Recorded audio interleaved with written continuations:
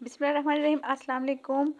ये जो रेसिपी आप देख रहे हैं सिंपल आलू गोश्त तो के हर घर में बनता है, लेकिन आप इस तरीके से बनाएंगे तो बहुत ज़्यादा मज़ेदार और टेस्टी बनेगा और बहुत ज़्यादा चीज़ें ऐड करने की ज़रूरत नहीं। जो सिंपल घर में चीज़ें होती हैं उनसे हम ये आज का ये डिश बनाएंगे। तो सिंपली हमने इसमें ले लिया है घी। आप ऑयल या घी जो भी इस्तेमाल करते हैं वो ले लें। मैंने सिंपल जो घी लिया है वो इस्तेमाल कर रही हूँ। यहाँ पर गरम हो रहा है घी, इसमें हम गरम हो रहा है तब तक हम इसमें थोड़ा सा ऐड कर देते हैं ज़ीरा। ज़ीरा जो कि गरम मसाले में होता है वो ऐड किया है। इसको हमने थोड़ी सी इसकी भुनाई करनी है और बहुत ज़्यादा इसको जलाना नहीं है, सिर्फ हल्की सी इसकी भुनाई करनी है। ये एक अदद मैंने प्याज लिया है। बहुत ज़्यादा आपने प्याज भी ऐड नहीं करना और बहुत कम भी नहीं करना। आप ये कह लें कि दरमियाना है, आपने इसमें प्याज लेना है एक, और प्याज ऐड करके हमने इनको अच्छे से ब्राउन करना है। आपने एक चीज़ ख्याल रखने का, आपने प्याज को कच्चापन नहीं रहना चाहिए या बहुत ज़्यादा आपने इसको ब्राउन भी नहीं करना, आपने इनको दरमियाना रखना। तो हल्का सा इसको कलर देना है, ब्राउन सा कलर आ जाए वो आपने इसमें देना है।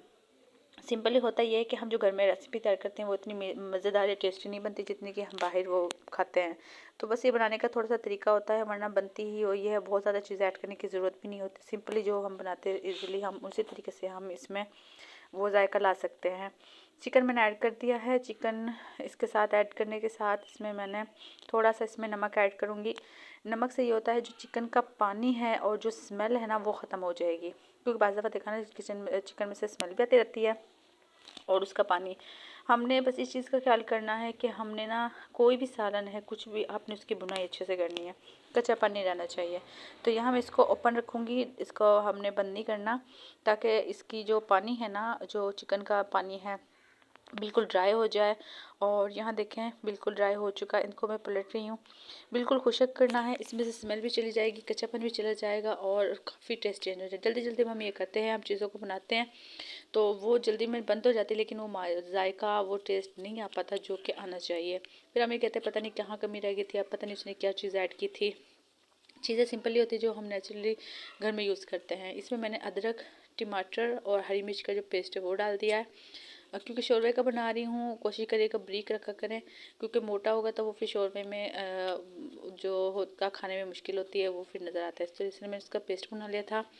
और इसके साथ ही मैं इसमें ऐड करूँगी लाल मिर्च, जो आप अपने हिसाब से कम या ज़्यादा डाल सकते हैं। और इसके साथ मैं इसमें डालूँगी हल्दी। और इसमें से मैं और कोई चीज़ ऐड नहीं कर रही, सिंपली आपके सामने जो घर में इजीली होती है और जो हम रूटीन में यूज़ करते हैं, क्योंकि बहुत ज़्यादा गर्म मसाले या बहुत ज़्यादा मसालों का भी नुकसान होता है, हम डेली डेली बहुत ज़्यादा मसाले यूज़ नहीं कर सकते। तो आप कोशिश क्या करें कि सिंपल तरीके से बनाएं और बहुत ज़्यादा जो खाने में भी आसानी हो। इसे मैंने ढाँप दिया था तकरीबन 2-4 मिनट के लिए। हाँ, यहाँ पर आपने इसकी जो आगे वो हल्की कर देनी है ताकि नीचे से लगे भी ना और इसकी बुनाई भी अच्छे से होता है। आपने फुल बुनाई करने के बाद इसमें आलू ऐड कर देना है। आपने जब इसमें आलू ऐड करें तो आपने इसके आलू की बुनाई इतनी करनी है कि हाफ़ आलू गल जाएं, मतलब तकरीबन हाफ़ के तकरीबन ये गल जाएं। और अच्छे से बुनाई करनी है, साथ साथ हिलाते भी रहना है ताकि लगे ना, बहुत तेज़ आग पे नहीं रखनी, हल्की सी आग पे इसको छोड़ देना है। यहाँ देखिए हमारे आलू की जो भुनाई है तकरीबन हो चुकी है। फुल भी नहीं करना कि फुल इसको जलाए दें, लेकिन इसका जो कच्चापन है वो, चिकन भी हमारा तकरीबन इधर गल चुका है और आलू भी हमारे तकरीबन हाफ़ से ज़्यादा गल चुके हैं। तो बस आपने इसकी बुनाई पे पूरा ध्यान रखना, बुनाई में आपने लापरवाही नहीं करनी। या तकरीबन 1 गिलास मेरे पास पानी है वो मैं ऐड कर रही हूँ, क्योंकि हमने जो इसकी बुनाई की थी उसमें ये गल चुका, सिर्फ हमने थोड़ा सा इसमें जो इसका शोरबा था उसके लिए हम डाल रहे हैं। हरा धनिया मैंने ऐड कर दिया है, चाहे तो आप बाद में डाल सकते हैं या पहले डाल सकते हैं, आपकी खुद की मर्ज़ी है। अच्छा, इसमें थोड़ा सा सूखा धनिया ऐड करिए, मैं फर्स्ट में भूल गई थी, तो आप ये पहले ऐड कर ले, बाद में ऐड कर ले, कोई इशू नहीं है और इससे खुशबू अच्छी आती है। उसके बाद आपने इसको ढाँप देना तकरीबन 5 मिनट के लिए, बिल्कुल स्लो आँच पे। ये देखें माशाल्लाह कितना प्यारा कलर आया है और कितनी प्यारी लुक आई है और माशाल्लाह से खाने में भी उतने ही मज़े का है।